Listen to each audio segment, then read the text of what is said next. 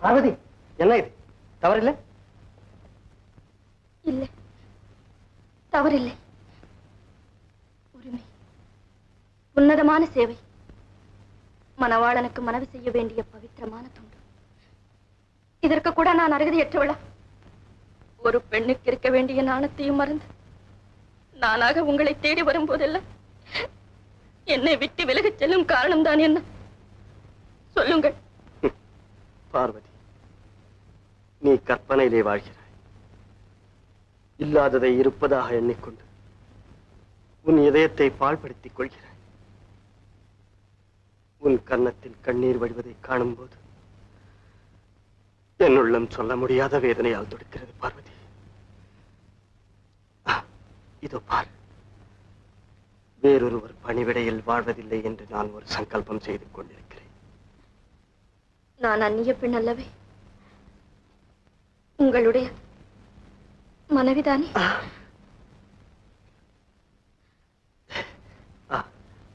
பார்த்தாயா, இந்த இடத்தில் தான் நீ தவறு செய்கிறாய்.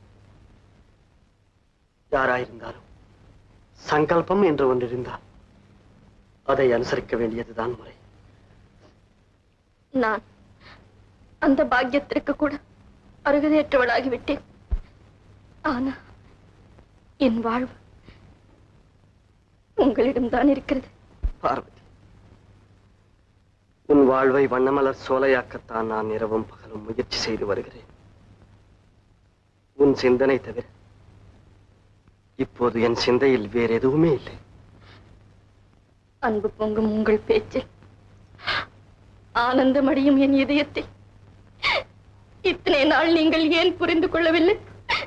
பைத்தியம், நீதான் இன்னும் என்னை புரிந்து கொள்ளாமல் இருக்கிறாய். உன்னை போன்ற களங்கமில்லாத அழகு படைத்த கனகச் சிலைகள் எப்போதும் ஆனந்த ஊஞ்சலில் ஆடி மகிழ வேண்டும் என்றுதான் நான் ஆசைப்படுகிறேன். உன் மீது நான் கொண்டிருக்கும் அன்பு பவித்திரமானது, நிர்மலமானது. அமுதத்தை விட இனிமை கலந்த பேச்சை இன்றுதான் கேட்டேன். எங்கே? இன்னொரு தரம் பேசுங்கள். பார்வதி, என் பேச்சின் முழு கருத்தையும் இவ்வளவு சீக்கிரத்தில் உன்னால் உணர முடியாது. இன்னும் கொஞ்ச காலம் போக வேண்டும். எவ்வளவு காலம்? பார்த்தாயா, சொன்னதை மறந்து விடுகிறாய். அவசரப்படாதே. கூடிய சீக்கிரம் கடவுள் நமக்கு அனுகிரகம் செய்வார்.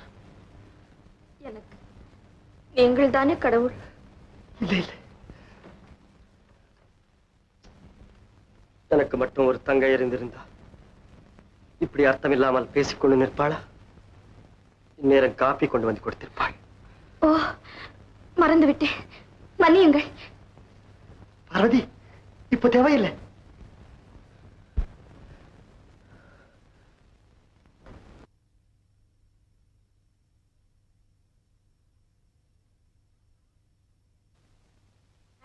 ரவியா, பாப்பா வழி தெரிஞ்சுதா? ஓ, வாங்க சார். Good morning sir. வேற வேலையில போடா. உங்ககிட்ட இருந்து தபாலோ இல்லாத போகவே கல்யாணம் கார்த்தி செய்துகிட்டேன்னு நினைச்சோம். ஊர்ல அப்பா அம்மா எல்லாம் சவிக்குமா? அவங்க அப்பா அம்மா ரயில் விபத்துல சிக்கி செத்து போயிட்டாங்களா அத்தை? என்ன கஷ்டம், என்ன கஷ்டம், என்ன துரதிருஷ்டம். யாருக்கு? வேற ரவி, உட்கார் உட்கார் உட்கார்.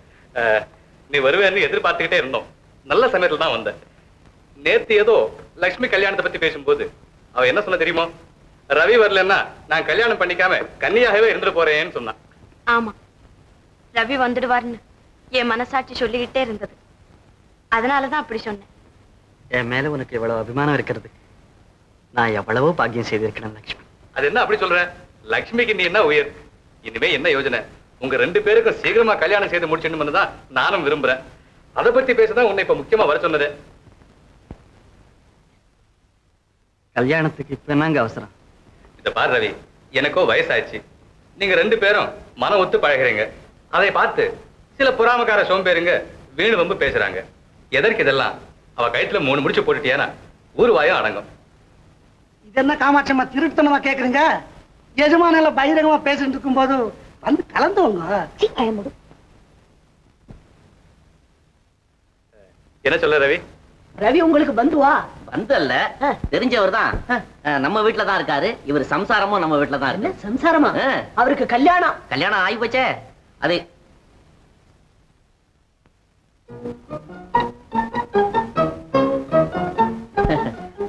அவங்கதான் அவர் சம்சாரம். பேரு பார்வதி. பார்வதி? வாங்க வாங்க, நீங்க வாங்க. அப்படியா? தாங்க சார், எடுத்துங்க. அப்படியே எடுத்துங்க. இது ஜோக்ஸ் கம்பெனி கேக்ஸ் ஸ்பெஷல். சாப்பிட்டு பாருங்க. பிரமாதமா இருக்கு சார். இது சாப்பிடுங்க, ரொம்ப நல்லா இருக்குமே டேஸ்ட்.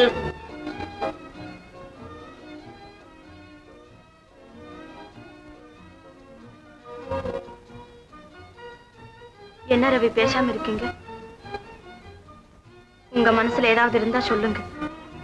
அப்படி ஒண்ணும் இல்லை, உங்க இஷ்ட பிரகாரமே ஆகட்டும்.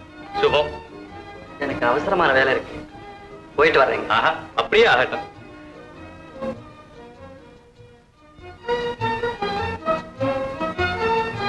வர்றேன் லட்சுமி.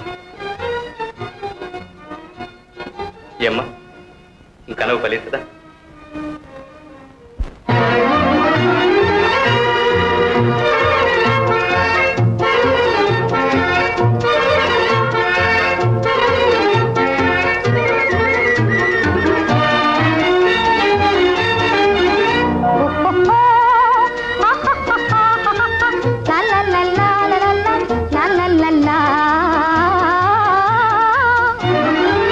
தேனிதழ் மேலே தென்றலை போலே தேடாத பேரின்ப காதலே என்றும் வாடாது தேன் மலர் வாழிலே.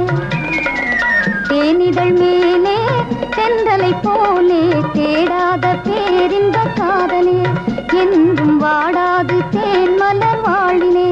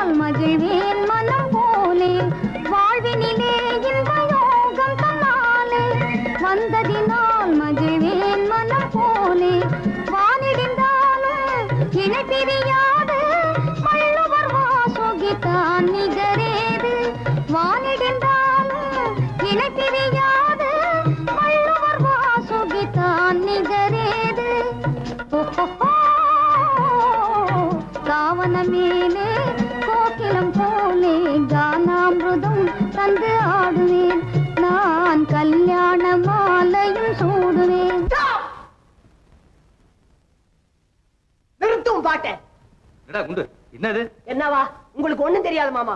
பாட்டாது சுதியும் சேர்ந்து தாளம் தவறுது. இவ்வளவுதானா? நான் என்னமோன்னு பயந்துட்டேன்.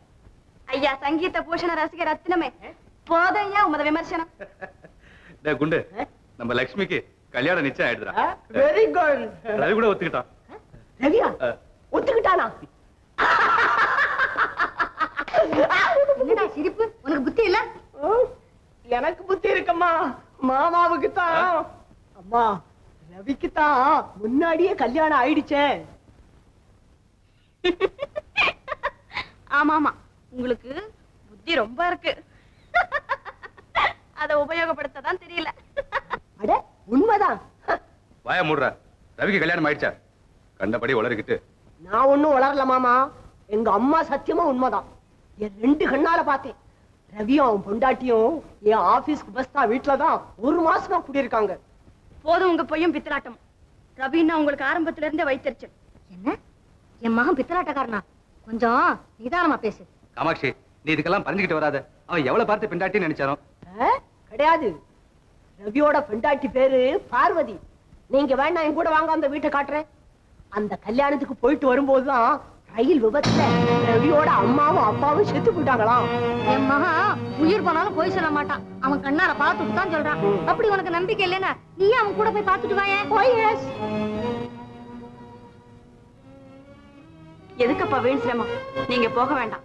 ரவி குணம் நமக்கு தெரியாதா என்ன? இவங்க அவரை பத்தி 1000 சொன்னாலும் நான் நம்பவே மாட்டேன். அப்ப நாங்க பொய்யா சொல்றோம்? உங்க வீட்டுல இருக்கிறதுனால தானே இவ்வளவு கவலைப்படுத்துறீங்க. கடா குண்டு, இப்ப எங்க கண்ணா போயிடுவாங்க. நில்லு காமாட்சி. டேய் குண்டு, அவங்க வீடு எங்க காட்டு. நீ சொன்னது பொய்யா இருந்தது. ஆமா, போயிட்டு வரேம்மா. வாங்க மாமா.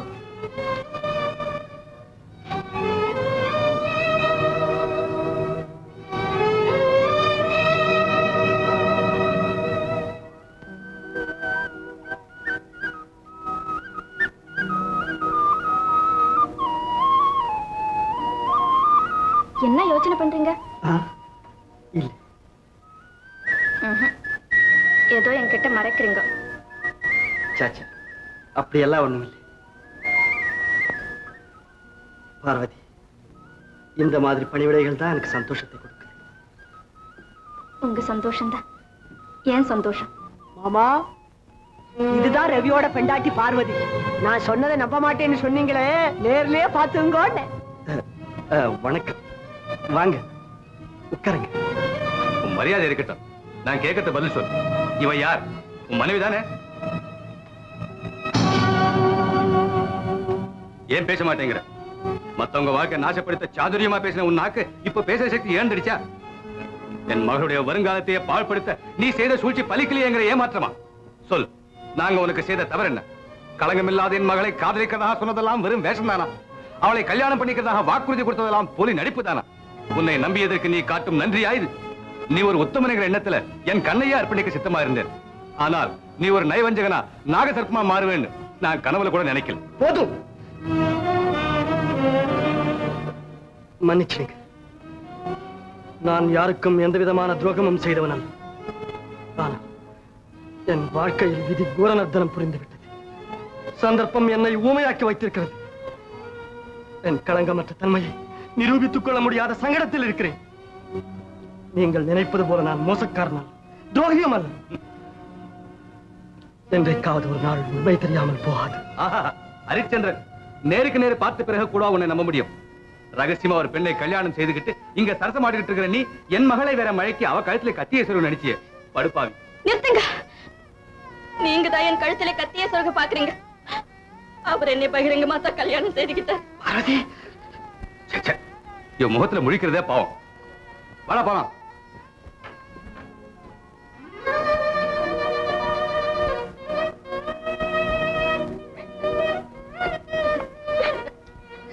உண்மை தெரிஞ்சுக்காம